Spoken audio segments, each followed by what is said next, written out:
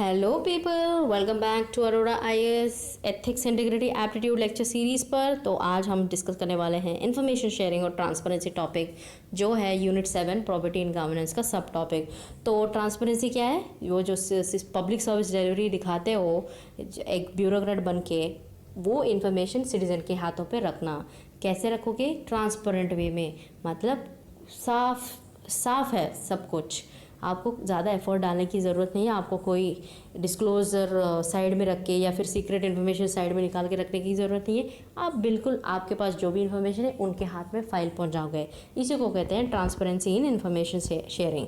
ये वाला चार्ट मैंने कोरिया वाले गवर्नमेंट से ले रखी है। ये बहुत बेहतरीन चार्ट है, देखिए, क्योंकि गवर्नमेंट का जो ई गवर्नेंस स्ट्रक्चर है या फिर इन्फॉर्मेशन ट्रांसपेरेंसी है, उसमें तीन तरीके का स्ट्रैटेजीज़ है। एक तो ट्रांसपेरेंट गवर्नमेंट, इनफैक्ट इंडिया भी यही तो फॉलो करती है। तो ये चार्ट एक तरीके का, बहुत सारी इन्फॉर्मेशन एक ही चार्ट में दे रखी है, इसीलिए मैंने यहाँ पे डिस्कस करने का सोचा था। तो ट्रांसपेरेंट गवर्नमेंट क्या कहती है कि पीपल का राइट है कि सारे इन्फॉर्मेशन को जानने की, पब्लिक डेटा को एक्सेस करने की, और public private governance structure strengthen हो जाएगी। इसकी वजह से एक सर्विस ओरिएंटेशन बनेगा कि पुअर के पास, मतलब गरीबों के पास भी इन्फॉर्मेशन पता होगा। तभी जब इन्फॉर्मेशन पता होगा, जब तक उनको पता नहीं है कि स्कीम के एनरोलमेंट कहाँ पे होगी, किस डिपार्टमेंट में होगी, जब तक सिटीजन का पार्टिसिपेशन नहीं होगा। इसीलिए इन्फॉर्मेशन शेयरिंग बहुत ही इंपॉर्टेंट चीज़ है। और कॉम्पिटेंट गवर्नमेंट तभी बन पाएगी जब उनके पास कम्युनिकेशन होगा, कोलैबोरेट करेंगे गवर्नमेंट सिटीजन के साथ।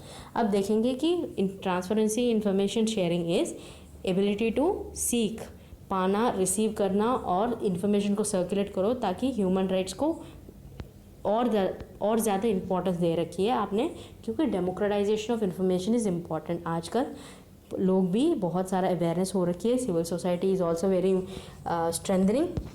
बहुत ज़्यादा इम्पॉर्टेंट ताकत है सिविल सोसाइटी के अंदर भी। एनजीओज़ के मूवमेंट के थ्रू, एसएचजीज़, ऐसे बहुत सारे ऑर्गेनाइजेशन हैं जिसके थ्रू इन्फॉर्मेशन पूछ रही है। तो इन्फॉर्मेशन ड्रिवन सोसाइटी क्या करेगी? वो सारे सर्विसेज और फैसिलिटेशन के ऊपर ले लेगी। मतलब सारे सर्विस डिलीवरी मैकेनिज्म के बारे में जब जानकारी होगी, इन्फॉर्मेशन होगा उनके हाथ में, वो एक्सेस करेगी। एक ट्रस्ट भी बढ़ेगा इसकी वजह से गवर्नमेंट के ऊपर। तो इसीलिए एक चार्ट है कि आप सेटिस्फाई या डिससेटिस्फाई हो जाओगे जबकि आपके पास इन्फॉर्मेशन होगा। तो यूज़र है, नीड्स है, सोर्स है। सोर्स कहाँ से आती है? एक ब्यूरोक्रेट की तरफ से। आप सेटिस्फाई या डिससेटिस्फाई हो जाते हो, उसके ऊपर आप एक्शन ले लेते हो। एक्शन क्या होती है? आप जब पता चल जाता है कि वहाँ जाके एनरोलमेंट करवाना है, तो आपको जब इन्फॉर्मेशन होगा तब जाके एनरोल करवाओगे और आप सेटिस्फाई हो जाओगे। नहीं तो आपकी डिससेटिस्फेक्शन ज़्यादा बढ़ेगी, आप वहाँ जाके एनरोल भी नहीं करोगे स्कीम के अंदर। तो अभी जाते हैं गुड गवर्नेंस के बारे में। गुड गवर्नेंस और कुछ नहीं, आप बार बार गवर्नेंस बोलती हूँ इस चैप्टर में, तो आप समझिएगा कि गवर्नेंस कुछ नहीं, सिटीजन सेंट्रिक एडमिनिस्ट्रेशन। तो इस सिटीजन सेंट्रिक एडमिनिस्ट्रेशन के लिए आपको कैसे क्वालिटीज़ लेके आना पड़ेगा? रूल ऑफ लॉ, मतलब लॉ अबाइडिंग, कॉन्स्टिट्यूशन के अंदर जो भी प्रोविजंस हो गए उनके साथ ही आपको पॉलिसीज़ रिकमेंडेशन करना होगा। इफेक्टिवनेस, एफिशिएंसी, इक्विटी, पार्टिसिपेशन, लोगों को पार्टिसिपेट करो। जबकि आप ट्रांसपेरेंट इन्फॉर्मेशन दे रहे हो, एकदम साफ़ सुथरा इन्फॉर्मेशन, फ्री फ्लो है, आप गवर्नमेंट से पीपल तक चली जाएगी इन्फॉर्मेशन। करप्शन को कंट्रोल कर दिया और ग्रोथ और डिस्ट्रीब्यूशन को बैलेंस कर दिया, मतलब growth and developmental needs of the society. आप कंट्री को ग्रो भी कर रहे हो इकोनॉमिकली, और डिस्ट्रीब्यूशन ऑफ रिसोर्सेज के थ्रू लोगों को भी डेवलपमेंट हो रही है। तो ये सब प्रेजेंट और फ्यूचर जनरेशन्स के लिए बहुत ही अच्छा कॉन्सेप्ट है जो इन्फॉर्मेशन शेयरिंग है। तो इसका मेन उद्देश्य यही है कि ट्रांसपेरेंसी इज़ नथिंग बट जो भी डिसीजंस लेते हो पब्लिक को ओपनली बताओ, उनको समझना चाहिए। क्योंकि एक गवर्नमेंट है, सिटीज़न है, बीच में सर्विसेज अवेलेबल हैं। उन सर्विस को जब दोनों की तरफ जो एरो है ना, वो एरो दिखा रही है, होम मिनिस्टर के थ्रू हेल्थ एंड वेलबींग का उद्देश्य, मतलब ऑनलाइन सर्विसेज प्रोवाइड करेगी। सोचिएगा, जब ऑनलाइन इन्फॉर्मेशन पता चलेगा होम मिनिस्ट्री और फिर हेल्थ मिनिस्ट्री से हेल्थ एंड वेलबींग के बारे में, तब सबके, मतलब सारे के सारे एम्प्लॉयज़, अनएम्प्लॉयड जो हैं, टैक्स पेयर जो हैं, वोटर्स हैं, स्टूडेंट्स हैं, सबकी भलाई होगी इसमें। इस चार्ट में यही बताती है। और दूसरी बात यह है कि अब ई गवर्नेंस बहुत ज़्यादा सुनते हैं। ई गवर्नेंस का यही मतलब है कि सब इन्फॉर्मेशन एक ही वेबसाइट में होगा, या फिर कॉमन सर्विस डिलीवरी पे चले जाओगे। आप इलेक्ट्रिसिटी बिल पे कर सकते हो, आप आपका हाउस टैक्स भी पे कर सकते हो, आप आपको अगर कुछ कमर्शियल ऑपरेशन है उनका भी पेमेंट कर सकते हो। तो ये सिटीजन सेंटर के एडमिनिस्ट्रेशन है, जहाँ पे इंफ्रास्ट्रक्चर और इंस्टीट्यूशन बिल्डिंग होगी ताकि लोगों की तक कनेक्टिविटी पहुंच जाएगी और उनकी कैपेसिटी बिल्डिंग भी होगी। कैसे? इंस्टीट्यूशन अप्रोचेस, इंस्टीट्यूशंस ऐसे इतने अच्छे बनाओगे कि ऑनलाइन एक्सेस इतना ज़्यादा, एक एग्जांपल है कि ऑनलाइन एक्सेस बढ़ा दिया या फिर ई टेंडरिंग शुरू करवा दिया तो बहुत ही अच्छा ऑप्शन है लोगों के पास। ट्रांसपेरेंसी भी तो रहेगी, इसके अंदर लॉबिंग तो नहीं होगी, करप्शन नहीं होगा। तो इसीलिए ये चार्ट यही बताती है कि ट्रांसपेरेंसी इज़ इम्पॉर्टेंट, क्योंकि आपको पब्लिक फंड्स का अच्छे से यूटिलाइज़ करना है और रैशनली और ऑब्जेक्टिवली, मतलब फेयरनेस की तरफ, कुछ भी इनजस्टिस नहीं करना चाहिए लोगों के पैसों के साथ। और पब्लिक सर्वेंट्स को पब्लिक का टाइम और मनी को वैल्यू करते हुए ऐसे कुछ बहुत सारे इंस्टीट्यूशन सेटअप है जहाँ पे ट्रांसपेरेंसी को एश्योर करने में इम्पॉर्टेंट रहेगी। ट्रांसपेरेंसी मतलब एक साफ़ सुथरा इन्फॉर्मेशन गवर्नमेंट प्रजा तक पहुँचवाने के लिए ऐसे कौन से इंस्टीट्यूशंस हैं? एक तो जुडिशरी भी है, प्रेस भी है, question hours and registers, then citizen charters, e governance, e Bhoomi मतलब एक प्रोजेक्ट है कर्नाटक के गवर्नमेंट के थ्रू भी। ई भूमि मतलब इलेक्ट्रॉनिक सर्विसेज, मतलब आप कोई भी आपका लैंड को रजिस्टर करवाना है गवर्नमेंट के थ्रू, आप ई भूमि पोर्टल पे जाओ, आप वहाँ पे रजिस्टर करवा सकते हो। और आरटीआई इन्फॉर्मेशन तो एक बड़ा सा, बहुत ही बड़ा सा ट्रांसपेरेंसी टूल है गवर्नमेंट में ट्रांसपेरेंसी लेके आने के लिए। तो इसका प्रोविजंस, बहुत सारे प्रोविजंस के थ्रू ये ऐसी पब्लिक एजेंसी है जहाँ पे हर किसी सिटीज़न को एक राइट देती है कि आप जाके गवर्नमेंट को प्रश्न पूछिए, आपका हक बनता है कि इन्फॉर्मेशन पहुंचने, आपके हाथ तक पहुंचने के लिए। अब इसमें 12 स्टेट्स ने कुछ स्टडी कंडक्ट किया था आरटीआई एक्ट के ऊपर, मतलब इसकी इम्प्लीमेंटेशन अच्छी नहीं चल रही थी, ये पता चला, क्योंकि पब्लिक इन्फॉर्मेशन ऑफिसर्स अपॉइंट हो जाते हैं हर डिपार्टमेंट में। मतलब आपने देखिए कि आपके घर के आसपास में ना कुछ रोड उन्होंने बिल्ड किया था गवर्नमेंट ने, और आपको पता चला कि 1 महीने के बाद ना उस रोड बहुत ही ख़राब हालत हो गई है, टूट गई है।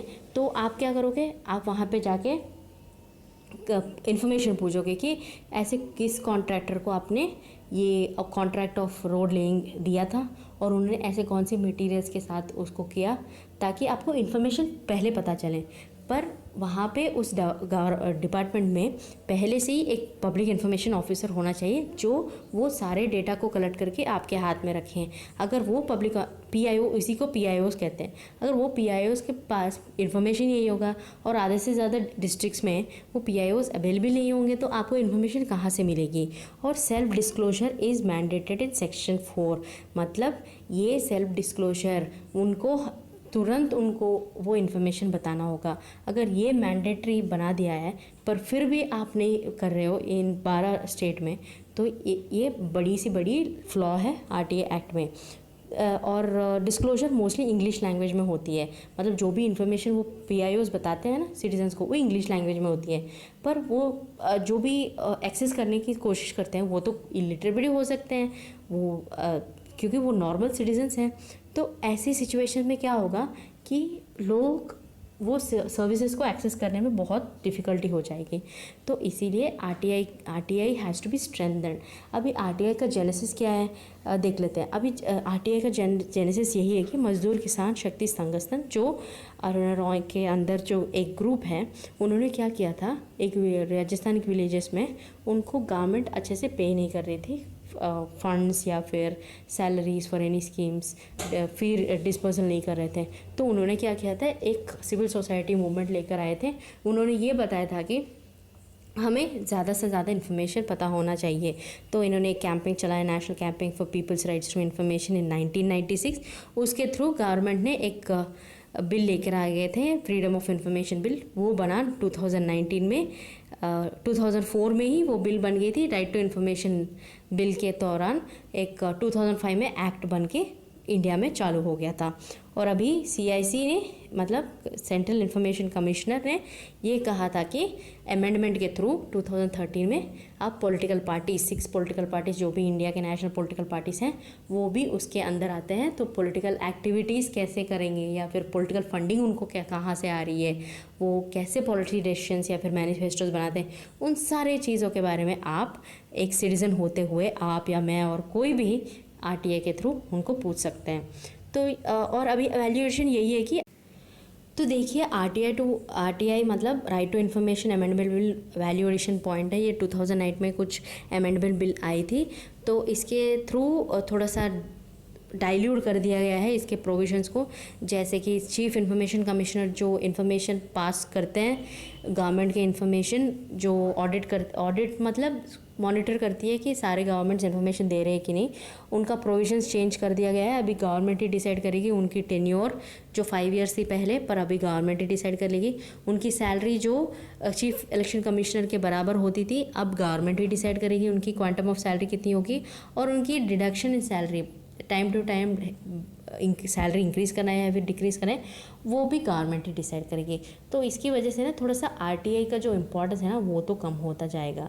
इसीलिए आरटीआई रिजेक्शंस भी बहुत ज़्यादा हो गए हैं, बहुत सारे एग्जाम्पशंस आ गए हैं कि foreign policy secrecy of trade या फिर intelligence information, trade secrets, public interest disclosures, ये सारा कुछ ये सब प्रोविजंस अभी तक जो मैंने बताया था ना, ये सारे एग्जाम्पशंस हैं। मतलब ये बता नहीं सकते गवर्नमेंट, जो भी इंफॉर्मेशन वो बताना नहीं चाहते ना, उन सब को इस चीज़ों में डाल देते हैं, इन चीज़ों में मतलब ये एग्जाम्पशंस में डाल देते हैं।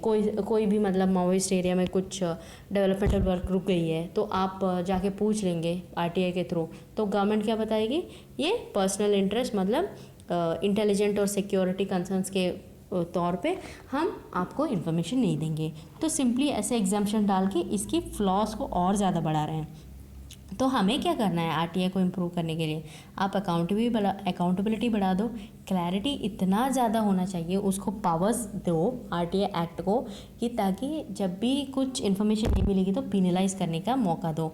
और फाइलिंग रिक्वेस्ट मतलब जब भी आप इंफॉर्मेशन एक्सेस करने के लिए जो फाइल करते हो ना, ₹5 का एप्लीकेशन डालते हो, ऑनलाइन एप्लीकेशन सारे कुछ पूछते हो, वो कन्वीनियंस ना बहुत ज़्यादा इम्प्रूव करना होगा। सारे लैंग्वेजेस में शुरू कर दीजिए ताकि illiterate people also can participate. और थर्ड पार्टी ऑडिट करो, सोशल ऑडिट जो होती है ना, इसके अंदर आरटीआई इन्फॉर्मेशन का सोशल ऑडिट बहुत इंपॉर्टेंट है। जैसे नरेगा का स्कीम में आपने देखा ही होगा कि सोशल ऑडिट करते हैं, जो ग्राम सभा के लोग होते हैं ना, उनमें ही थोड़ा सा एक एनजीओ जैसे फॉर्म होते हुए, एक ग्रुप ऑफ 10 मेंबर्स फॉलो करते हुए नरेगा का स्कीम वहाँ पे अच्छी चल रही है कि नहीं, वहाँ पे ऑडिट कर लेते हैं कि कितना फंड्स आए हैं, कितना सैलरी हर किसी को मिला कि नहीं हर महीने, और कितना वर्क पेंडिंग रहा, वर्क ख़त्म हुआ कि नहीं, ये सारे कुछ सोशल ऑडिट में आती है। तो वैसे ही सोशल ऑडिट यहाँ पर भी होनी चाहिए आरटीआई में भी। इसी को करते हुए हम कंक्लूड करेंगे इस सेशन को कि इन्फॉर्मेशन शेयरिंग और ट्रांसपेरेंसी बहुत ही इंपॉर्टेंट है, वाइटल है हमारे सोसाइटी के अंदर। तो सिटीज़न को, सब लोगों को पार्टिसिपेट करवाने के लिए इन्फॉर्मेशन अवेलेबल करवा दें, और सिटीज़न की इन्फॉर्मेशन एक्सेस की वजह से ही गवर्नमेंट और कम्युनिटी मतलब सिटीज़न और गवर्नमेंट के अंदर जो बीच में जो कमिटमेंट है और या रिस्पॉन्सिवनेस है ज़्यादा बढ़ाएगी इसकी वजह से। और सपोर्ट और participation of citizens in public services में बहुत ही इंपॉर्टेंट रहेगी, जब आप ट्रांसपेरेंट और information sharing in a right way दोगे, लोगों तक पहुंचनी चाहिए। अब देखेंगे थोड़ा सा आंसर राइटिंग क्वेश्चन। अब पहला क्वेश्चन होगा इन्फॉर्मेशन शेयरिंग का एसेंशियल्स क्या है, वो हमने बहुत अच्छे से डिटेल में पीडीएफ में भी दे रखी है और एक्सप्लेनेशन भी कर रखी है। अब एक केस स्टडी देख लेते हैं।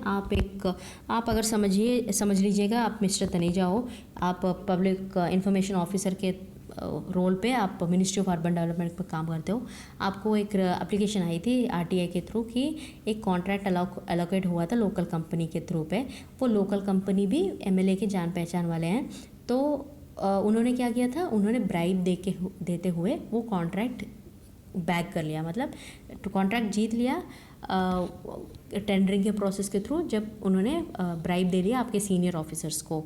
तो तनेजा जी, आपको पता चल गया है कि आपके सीनियर्स ने बहुत सारे ब्राइब ले लिया और आप भी सीनियर्स प्रेशराइज कर रहे हैं कि आप इन्फॉर्मेशन बाहर मत करो। तो अभी वो कंपनी जिसने एक फ्लाईओवर बिल्ड किया था ना, वो फ्लाईओवर टूट गई थी, मतलब कोलैप्स हो गई। उसकी वजह से बहुत सारे लेबरर्स की डेथ भी हो गई वहाँ पे। और अभी आपको लोकल कंपनी भी प्रेशराइज कर रही है, ऑफिसर्स भी प्रेशराइज कर रहे हैं जो आपके ऊपर हैं कि ये इन्फॉर्मेशन आरटीआई के थ्रू बाहर मत कर देना। तो ऐसे सिचुएशन में आपके पास कौन से ऑप्शंस हैं और बेस्ट ऑप्शन क्या है। अभी पहले इश्यू को समझ लीजिए, मॉडल आंसर में पहले इश्यू को समझ लीजिए कि इसमें पर्सनल इंटीग्रिटी काम आती है, क्योंकि आपको एक तरफ से आपको लेबरर्स की फैमिली के भी सोचना पड़ेगा, क्योंकि लेबरर्स जो मर गए थे वही ब्रेड विनर थे, मतलब वही काम करते हुए रोज़ी रोटी कमा रहे थे अपने लोगों के लिए। तो आप क्या करोगे वैसे सिचुएशन में, उनको ध्यान में रखते हुए। और एक दूसरा भी है कि एक करप्शन को भी स्टॉप करना पड़ेगा, क्योंकि आपके ऑफिसर्स भी करप्ट हैं, उन्होंने भी करप्शन लेके हुए ही उनको कॉन्ट्रैक्ट दिए रखी है। तो ऐसे सिचुएशन में आपको इन्फॉर्मेशन देना होगा कि नहीं। एक तो देखिए, पहला सिचुएशन ये है कि आप सीनियर से कोऑपरेट कर लोगे और इन्फॉर्मेशन को मैनिपुलेट करते हुए बाहर रख देंगे। इसकी वजह से आपके प्रोफेशनल लेवल पे वर्क कल्चर ख़राब नहीं होगा और सोशल वेलबींग, मतलब कंपनी भी तो आपको पैसे देने की कोशिश कर रही थी ना, कंपनी पैसे दे के आप अच्छे से रह पाओगे। और एक और बात यही है कि ये तनीजा जी का मम्मी एडमिट हुई थी हॉस्पिटल में कैंसर ट्रीटमेंट की वजह से, तो उनको पैसे वैसे भी चाहिए। तो यहाँ पर देखिएगा एम्बिग्विटी कितना है कि उनको पैसे चाहिए और कंपनी ऑफर करी है, पर उनकी प्रोफेशनल इंटीग्रिटी बीच में आ रही है, क्योंकि उन्होंने करप्शन दे रखी है ऑफिसर्स को, एज वेल एज वहाँ पे लेबरर की डेथ हो गई है। तो इन चीज़ों में मेरिट्स और डीमेरिट्स एक एक सिचुएशन का लिखेंगे। पहले तो आप सीनियर से कोऑपरेट कर लोगे, मैनिपुलेट कर लोगे इन्फॉर्मेशन और आरटीआई पे गलत इन्फॉर्मेशन भेजोगे। इसकी वजह से आपका प्रोफेशनल लाइफ तो बहुत अच्छी चलेगी और आप कंपनी से भी पैसा ले लोगे, अच्छे से रहोगे, आपकी मम्मी के भी इलाज हो जाएगी। पर डीमेरिट्स क्या है, आपकी इंटीग्रिटी तो कॉम्प्रोमाइज़ हो गई है, आपके जो एथिकल वैल्यूज़ है ना अंदर की, वो कॉन्फ्लिक्टिंग सिचुएशन पे आ गई है और एक वर्क कल्चर भी इफेक्ट हो गया, क्योंकि एक बार आप लोगों के दिमाग में चल गई है कि आपने करप्ट हो गए और आपने पैसे ले लिया उस कंपनी से। बार बार आप जो भी काम करोगे ना उसी तरफ आपकी दिमाग चलेगी और आपने लेबरर्स के बारे में भी कुछ नहीं सोचा, उनको इनजस्टिस हो गई आपकी वजह से। दूसरी काम ये भी कर सकते हो, आप लीव ले लो या फिर रिज़ाइन कर दो जॉब के साथ। ये तो मेरिट यही है कि एस्केपिज्म इज़ राइट, क्योंकि उस टाइम पे उस सिचुएशन पे आपको करने का कोई और तरीका नहीं है, आप कैसे डील करोगे उस सिचुएशन से। पर डीमेरिट्स तो बहुत सारे हैं। एक तो आप डेरिलेक्शन ऑफ ड्यूटी, मतलब ड्यूटी के ऊपर आपके डिवोशन ऑफ ड्यूटी है ही नहीं, आपने ऐसे ही नेग्लेक्ट कर दिया ड्यूटी को। एक गिल्ट वाली फीलिंग भी आ जाएगी जब आप ऐसे एस्केप करते चले जाते हो कि ऐसे कैसे कर लिया मैंने। एक डिसोनेंस, मतलब आपके अंदर ही एक सोल होती है, एक कॉन्शियंस। वो कॉन्शियंस क्या बोलती है, आपने तो गलत कर दिया, ऐसे छोड़ के नहीं आना चाहिए, आपको एटलीस्ट आवाज़ तो उठाना चाहिए। तो सेकंड वाले सिचुएशन में ये मेरिट्स और डीमेरिट्स होगी। थर्ड वाले सिचुएशन में आप क्या कर सकते हो, करेक्ट इन्फॉर्मेशन बता दो आरटीआई के थ्रू। उसकी वजह से क्या होगा, ये तो बेस्ट इन्फॉर्मेशन है, एक तो आपकी इंटीग्रिटी मेंटेन हो जाएगी, आपको सेटिस्फैक्शन, इतनी dedication to devotion of duty का प्रिंसिपल वायलेट नहीं होगा, आपको सेटिस्फैक्शन मिलेगी, आपकी वर्क कल्चर भी बहुत अच्छा रहेगा, क्योंकि हर कोई सोचेगा कि आप करप्ट नहीं हो और आप एक सच्चे इंसान की तरह आपने एक झूठ को दबा के और एक सच्चाई को बाहर करवाया और फिर लेबरर्स को जस्टिस भी दिलवाया। डीमेरिट्स क्या होते हैं, आपके सुपीरियर्स आपके ऊपर एक्शन ले सकते हैं और मॉम की ट्रीटमेंट भी ख़राब हो सकती है, क्योंकि आपके पास पैसे है ही नहीं और कंपनी से नहीं ले रहे हो, तो आपको दोनों तरफ से देखना पड़ेगा। तो पर लास्ट फाइनली आप देखोगे तो आपको law of the land, ethical principles तो फॉलो ही करना पड़ेगा, इसीलिए थर्ड वाले ऑप्शन बहुत सही है। मैंने एक मॉडल आंसर की तरफ मैंने 3 पॉइंट्स दे रखी है, आप आराम से 5-6 पॉइंट्स लिख सकते हो, उसमें मेरिट्स और डीमेरिट्स अच्छे से सोच के बार बार रिपीट मत करिएगा। आप अगर 2 और 3 पॉइंट में सेम मेरिट्स लिख रहे हो तो रिडंडेंट हो जाएगा आंसर, तो डिफरेंट वर्जन्स लेके आ जाएगा। और लास्ट में आप यही लिख सकते हो कि अब फ्यूचर में क्या कर सकते हो। आपने तो अभी इन्फॉर्मेशन दे रखी है, तो उसके बाद क्या करोगे, सत्यमेव जयते गांधी जी कहते हैं। और आप मम्मी के इलाज के लिए फ्रेंड्स के साथ कुछ बोरो करो मनी, वहाँ से कुछ पैसा उधार लो, ट्रीटमेंट भी करो, और आपके इमोशनल इंटेलिजेंस को यूज़ करते हुए लेबरर्स को कुछ जस्टिस करवाओ, मीडिया को, और थोड़ा सा एक ग्रुप, अच्छे से ग्रुप बनाओ आपके ऑफिस में भी जो करप्शन के ख़िलाफ़ हैं, करप्शन के ऊपर आवाज़ उठा सकते हैं। तो ऐसे लोगों को एक ध्यान में या फिर एक लाइक माइंडनेस लोगों को एक ग्रुप में बनाते हुए आप आवाज़ उठाते रहिए, ताकि आपको भी थोड़ा सा सुकून मिले कि कुछ तो फ़ायदा हुआ, लेबरर्स के फैमिलीज़ को जस्टिस मिली और आप भी आपके पर्सनल प्रोफेशनल इंटीग्रिटी को एकदम इंटैक्ट रहा। तो ये है एक छोटा सा बट बढ़िया सा, बहुत ही अच्छा सा केस स्टडी था। तो ऐसे ही लिखना चाहिए। ये केस स्टडी का अप्रोच भी आपको मैंने बता दिया। तो this is all in all for this session. तो आगे वाले सेशन में मिलते हैं और हमारी तरफ से ये पूरी सीरीज़ ख़त्म होगी। So with that on this note अगले सेशन में मिलेंगे। तब तक जय हिंद, खुश रहिएगा।